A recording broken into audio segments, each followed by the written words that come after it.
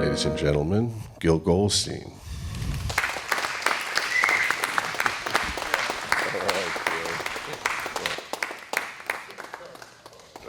All right. Thank you all. Wow, that's a live mic. I'm going to play some songs that I've written, and Bill told me, you know, talk and answer questions. And if they're not too personal, I will. So I'm going to start off with a piece that I wrote that is called City Lights. And I'll tell you my compositional process. We were talking backstage about Jaco Pastorius, and I went to college with Jaco, and then turned out there was a moment where he needed a place to stay in New York, and I had a cousin that had an apartment, and we had just been up in Boston, and he came back to that apartment, and we stayed there, and he was calling Joe Zawinul, and he was reaching out, and we were playing Scrabble in a restaurant in the Village, and this song just clicked on me. I saw it in a flash, and it's one of those rare times that you capture an idea. And then I went on to record it with Pat Martino about a month later. And also the story about that was Jaco had just played in Philadelphia with Pat Martino, and he said, "Hey man," this is the way he used to talk, "Hey man, you want to play with Pat?" I said, "Yeah." He said, "Here's his number, call him up." I said, "All right, I'm going to call him up." So I went, "Hello, Pat, this is Gill Goldstein. Jaco told me to give you a call." I said, "I'd like to play with you." He went, "Are you sure, man?"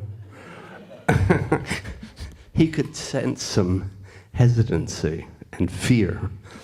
And the best thing that Jaco said to me was, he said, "Now when you go to visit him, write a really hard tune, and that'll really impress him." And I did. And he loved it. He went, "I'm going to name that tune Open Road." Oh, good. It's a good name. And we recorded it on a duet record that we did together. You know that record? It's called We'll Be Together Again. And we played maybe 3 tunes of Pat's Open Road, and we flipped through the real book, and we played a bunch of standards, just duo.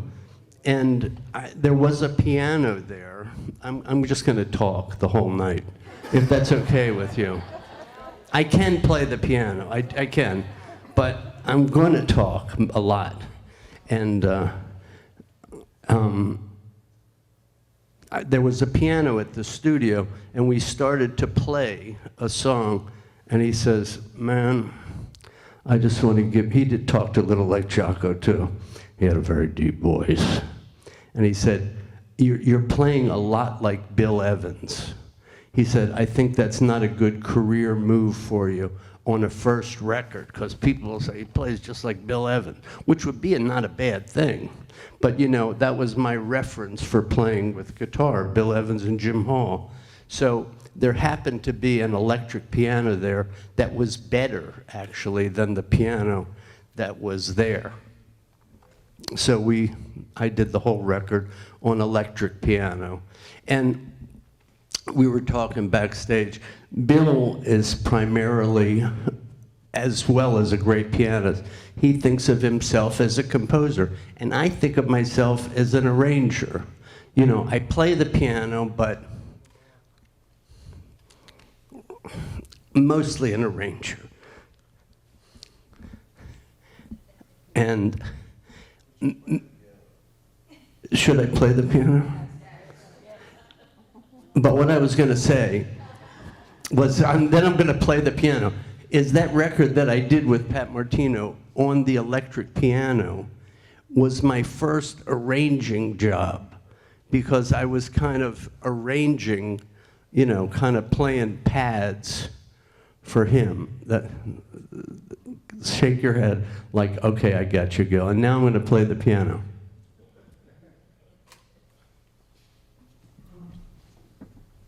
This is City Lights.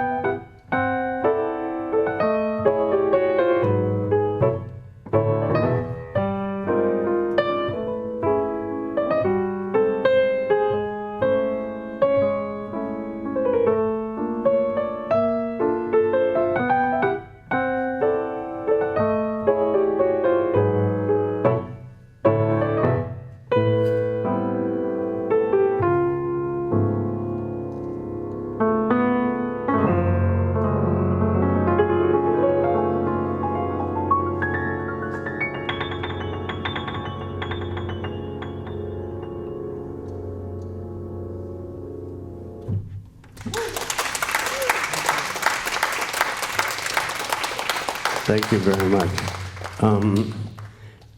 So Bill brought up Astrid Gilberto, and I guess she was one of my first gigs in New York. And she hired me as a musical director for Brazilian music. And at that time, I knew nothing of Brazilian music. And I learned a lot, and she was a great boss to work for. and I'm going to play Girl from Ipanema, and she always did it in D flat. You remember that, Bill? D flat. I was thinking today, but I know you don't want me to talk too much, but one of the things about Brazilian music, there's something in Western music up on this side of the hemisphere where songs kind of resolve down. They go. You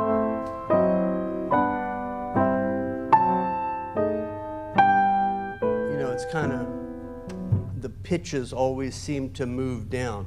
In Brazilian music, they tend to move up. So the bridge, now it's going up.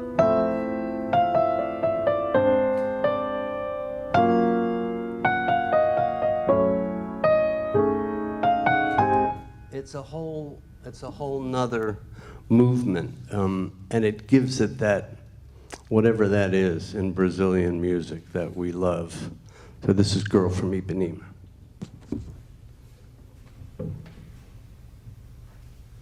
I'm going to play a little intro.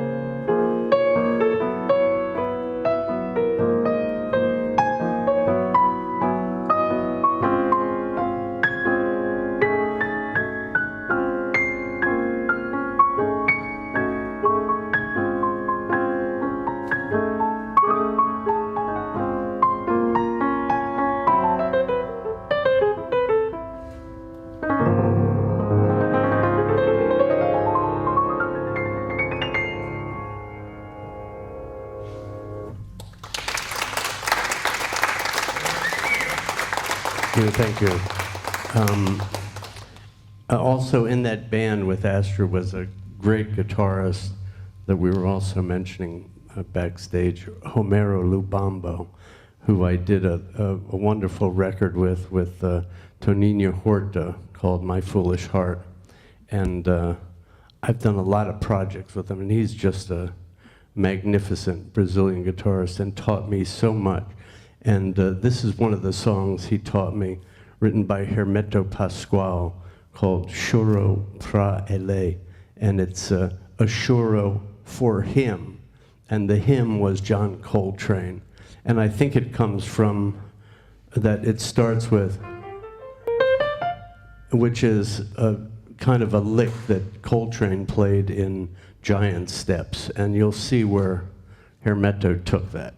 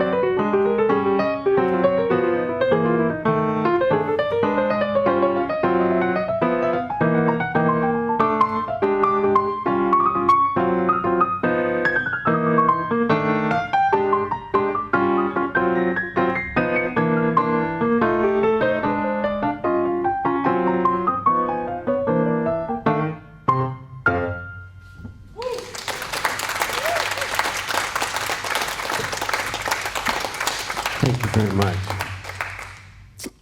Around that time with Astrid, you know, careers can kind of go like that. I was also working with Billy Cobham, talk about two different kind of bands, and it was a great experience, and I spent a lot of time traveling around, and this is a song that I wrote during that period, not particularly in a Billy style, but related to someone that I met.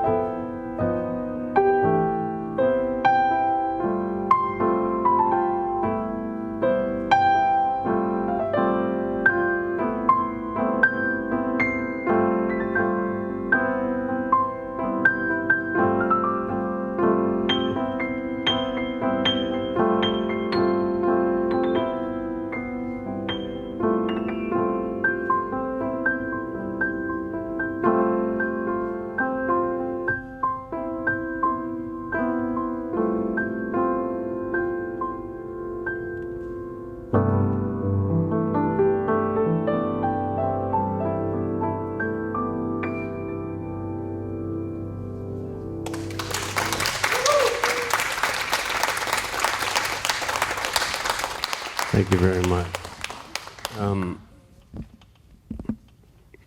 Now, this is actually a song that I did record with Billy, and it was also kind of written in a flash. I was driving to Mike Stern and his wife, Lainey Stern, for some kind of jam session, and this song just appeared to me, and it's called Chiquita Linda.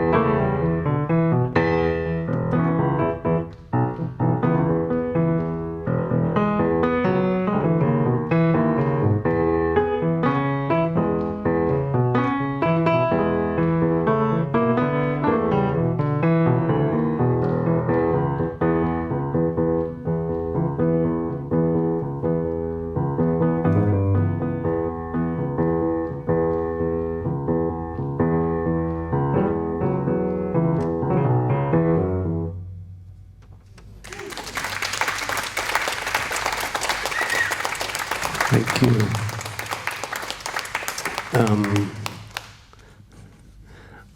I'm going to play a song written by the great Jim Hall, who I had the great opportunity to work with for many years, and also to produce a couple of his records. And he even hired me to conduct an orchestral piece that he wrote, which was a real thrill. And, you know, what can you say about Jim? He's one of the greatest of all time. And this is one of his popular songs called Careful.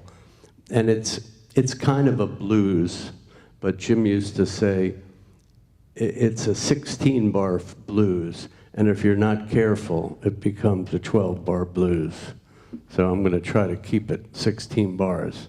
Here it is, Careful.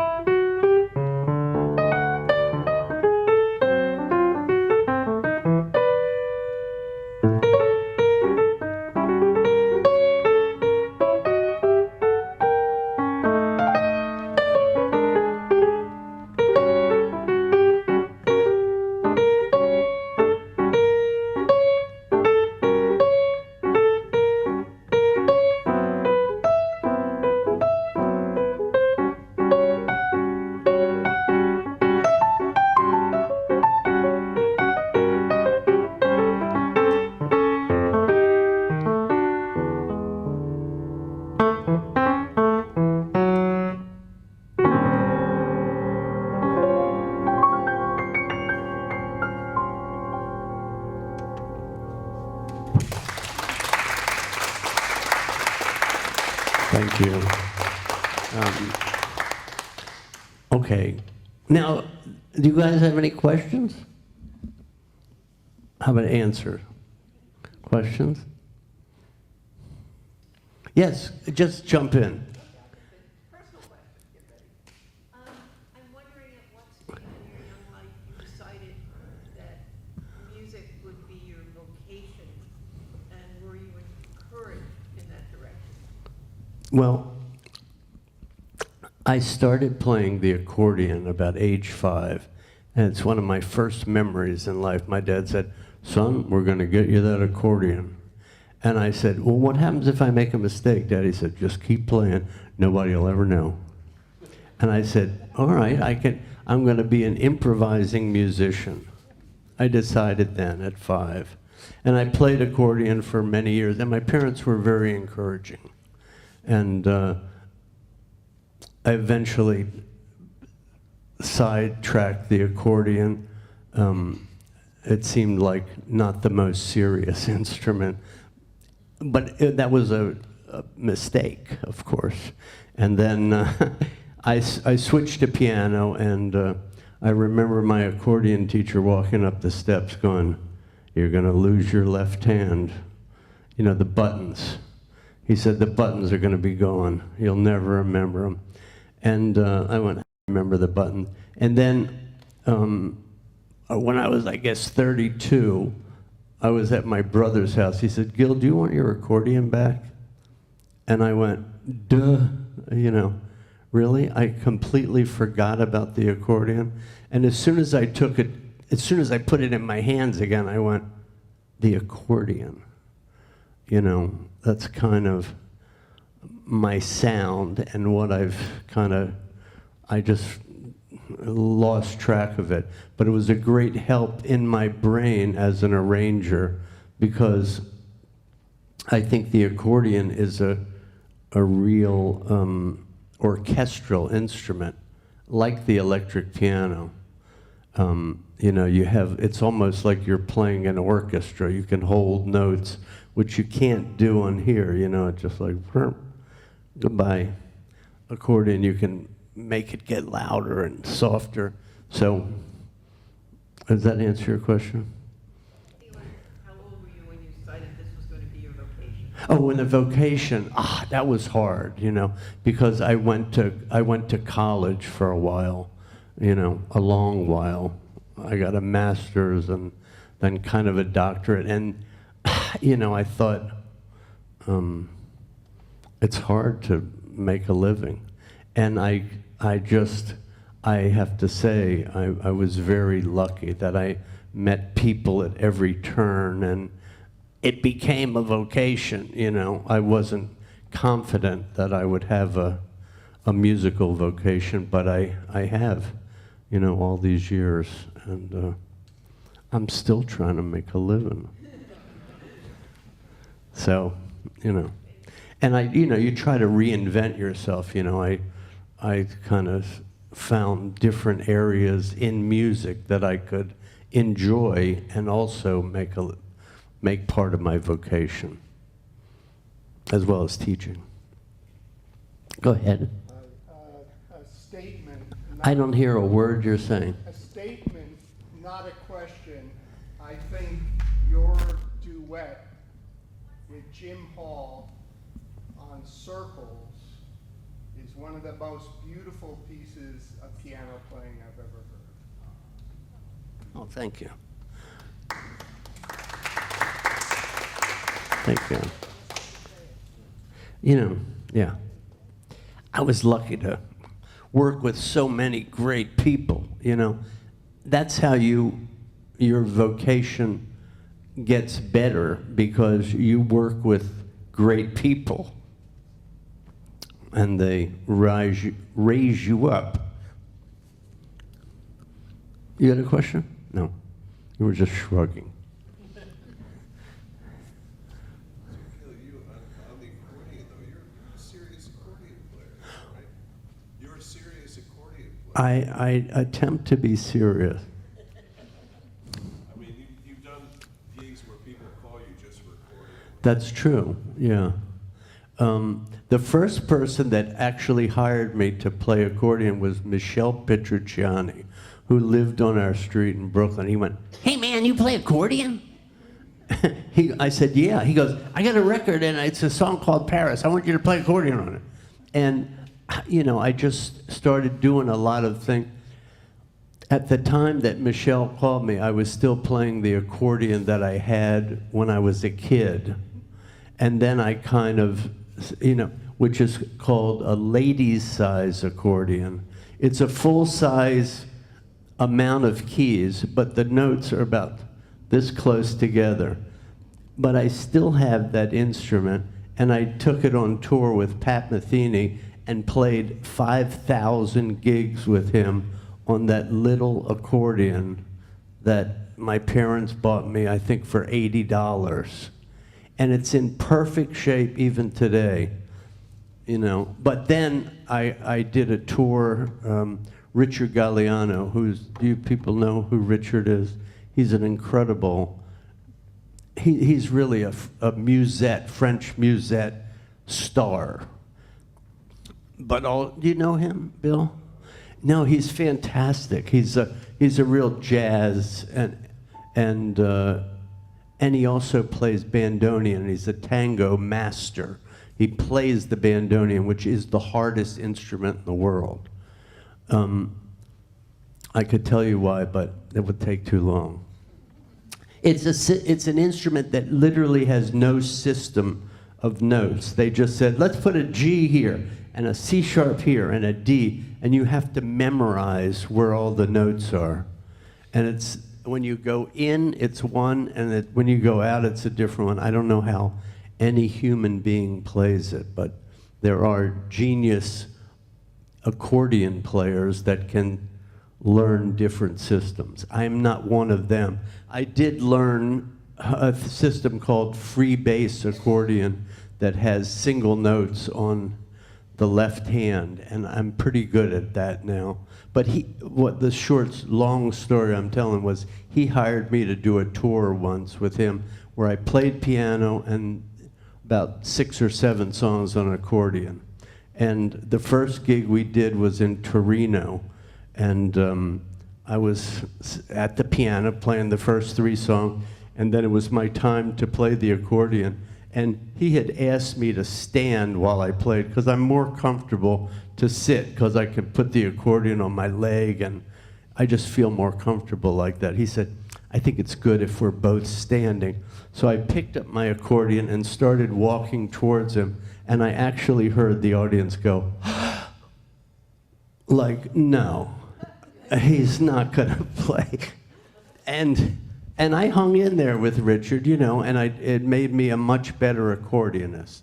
And I did 2 really lovely tours with him, and, you know, I got a chance to play with Pat, and I was featured as an accordionist mostly, and I even played with Mike Brecker's quint when we did the large ensemble. I played the Irish song I did an intro on accordion, so. And then with Jim, did you ever hear the Jim duet that I did? It's called Snowbound. It's on a record called Dialogues. And we did. If you're in a desert island, man, you gonna have a piano with you or an accordion? Probably an accordion, because on a desert island, how are you gonna tune it? And you know, it's more, and I could start a fire.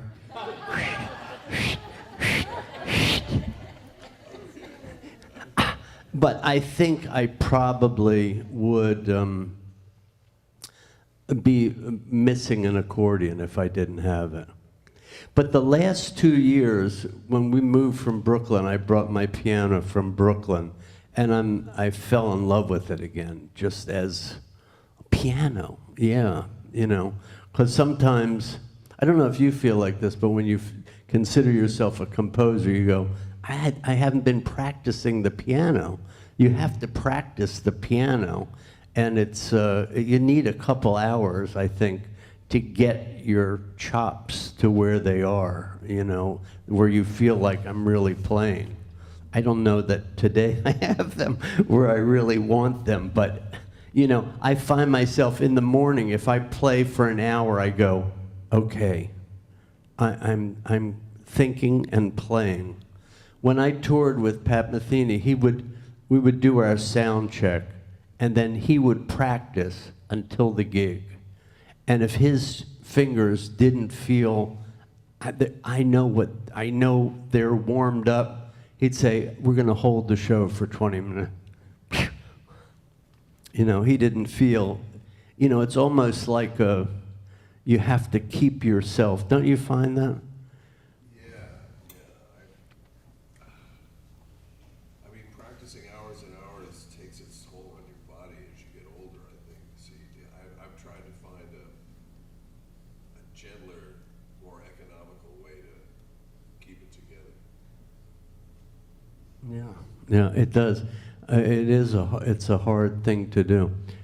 Can I just share with you one thing that I've been doing? This is just between me and Bill. You guys can listen if you want. But I've been practicing along with records, and I find it a great way to practice the piano, because I'm kind of in there with great time feels, and it makes me feel like I increase my technique. It's not like a earth-shattering thing, but I found that it helps. Like if you go on tour, it's so you're trying to approximate. If you go on tour for a month, you feel great because you've been playing every night. Right. You know, so you try to keep your chops open to that level. That's another reason, though, also why it's nice to play accordion, because it can be your instrument every time you play, you know. Otherwise, this is a beautiful piano, but I haven't played it except for a half an hour before, and it really takes a little getting to know an instrument, and that you feel, okay, I'm in sync with this instrument. So that's another challenge that all pianists face.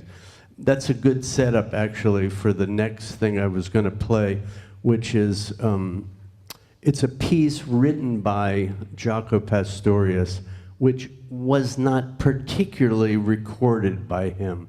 He used it in a bass line on his second record, the song Crisis.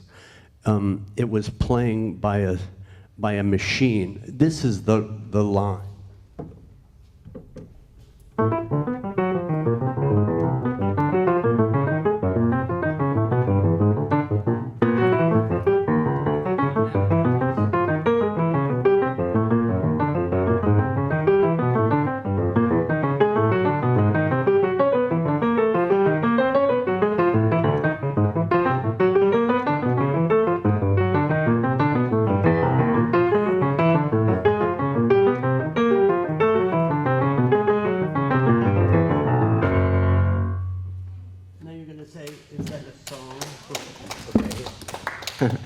The clapping is for Jaco. Now, what that is, does anybody know what 12-tone music is? It's Arnold Schoenberg and Anton Webern developed this system that rather than writing with the major scales, they would use all 12 notes and not repeat any of them until they've played all the other notes. So this piece of Jaco's, it's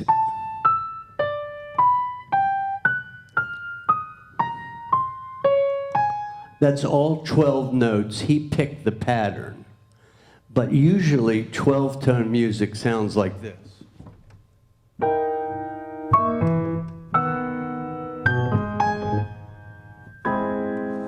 You know, these composers were trying to break the grip of tonality, you know, which is that tonal center where notes go. But Jaco did an incredible thing because it still seems like it has a tonality to it. And he actually called it Balloon Song in G major. He heard it being in G major. So my most influential person that I loved and got a chance to meet was Bill Evans. And he also wrote a 12-tone melody that was this.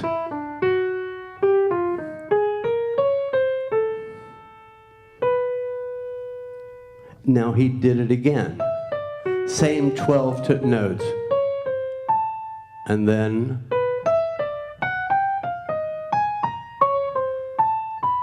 so it's a whole nother thing, and he thought of it very tonally. So I'm going to kind of combine those with a song that I wrote called 2BE, which I got a chance to play for Bill Evans. And I hope I'm not getting too intellectual here, but instead of using 12 tones, I used all the 12 spaces between the notes. There's a half step, a whole step, a minor third. So I came up with this line.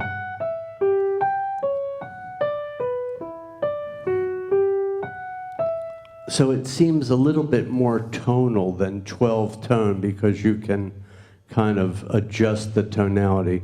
And so this is, I'll play all three in some kind of combination, our 12 tone segment.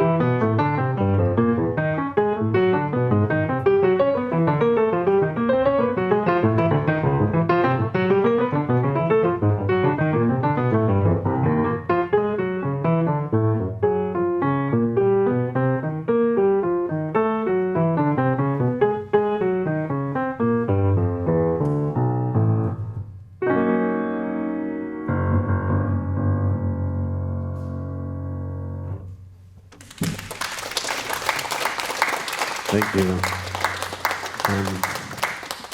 You can go out and get some dig into some 12-tone music. Another great artist that I had the chance of doing many projects with is Bobby McFerrin. And I don't know if you guys realize the breadth of Bobby McFerrin. He's a conductor. He's a a brilliant improviser. Do you know that? Or you just know his hit? Who knows that he's a brilliant improviser? And you know that. And I had the chance. Any questions about Bobby McFerrin? No. I had the chance of producing 2 records for him. One called Beyond Words, where he wrote about 100 pieces, and we put it together in this big suite. The last record I did for him was called Spirit You All, and I arranged spirituals for him. His father, if you don't know also, was the voice of Porgy and Bess. He was a great opera singer and spiritual singer, and he also did a spiritual record. And it was an arranging challenge because Bobby's manager says, Gill, I want every piece to have 3 or 4 sections, and I want you to create this long scenario, which I did in a lot of the pieces. And Bobby said, Gill, I want everything to sound like we're just sitting on the back porch singing. And, nothing really neat and tidy. I want it to be just an expression.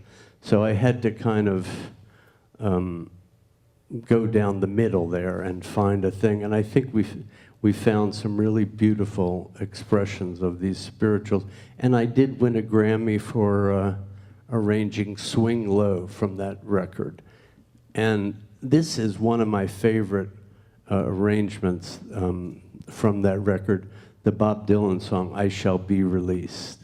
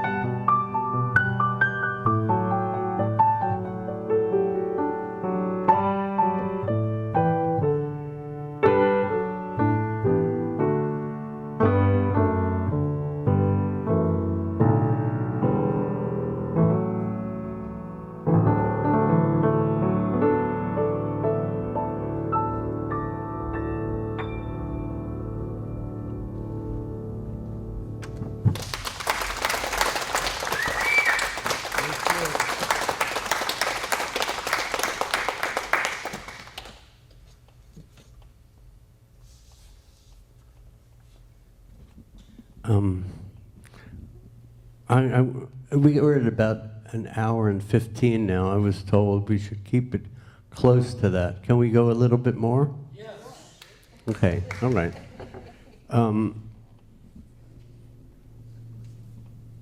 This is a song that I've really can't escape the last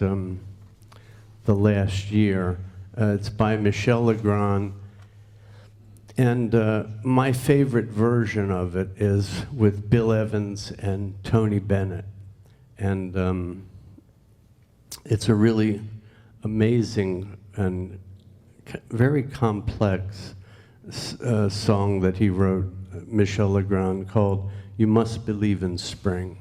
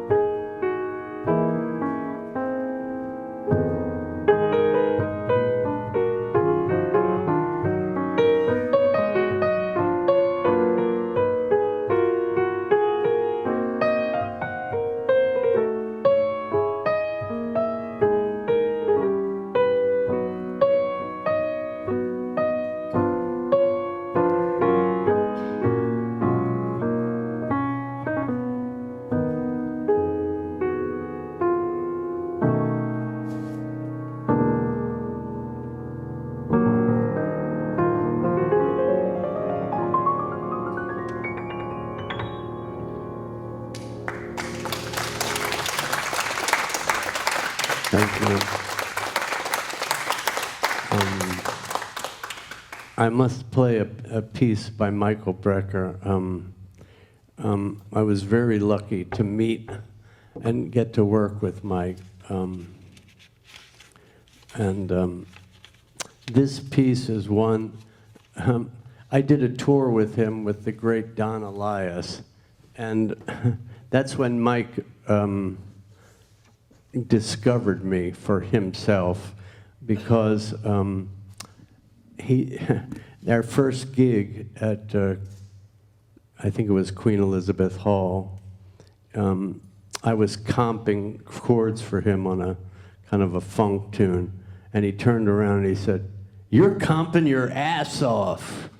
So I hate to, he didn't say it in a mean way. He said it in a good way. And he felt that I was a good accompanist. So he assumed if I was a good accompanist, I would also be a good arranger. And he asked me during that tour to do an arrangement of his piece, African Skies, for orchestra and choir, which we played in Bologna. And it was the first arrangement that I had ever written for him. And the orchestra, I was on tour with Richard Galliano at the time, and it just turned out that I was near Italy, places where the orchestra was rehearsing, and the orchestra, it was a very hard arrangement. We were talking about writing hard music for people, and it was super hard, and it wasn't really coming together rhythmically. And then Mike came to the rehearsals, and it was even harder because he was doing his thing over it. And I said, is this gonna come together? And the night of the performance, it was perfect, out of nowhere. It was like a miracle. And we finished it, we had to do an encore, we did another version. And Mike said, "Play an accordion solo instead of me." I went, "All right." So it was like a magical evening, and I went on from there to produce 2 records for Mike. One called Wide Angles, which was arrangements of new songs he had written, and this was the first one that I arranged for him, called African Skies.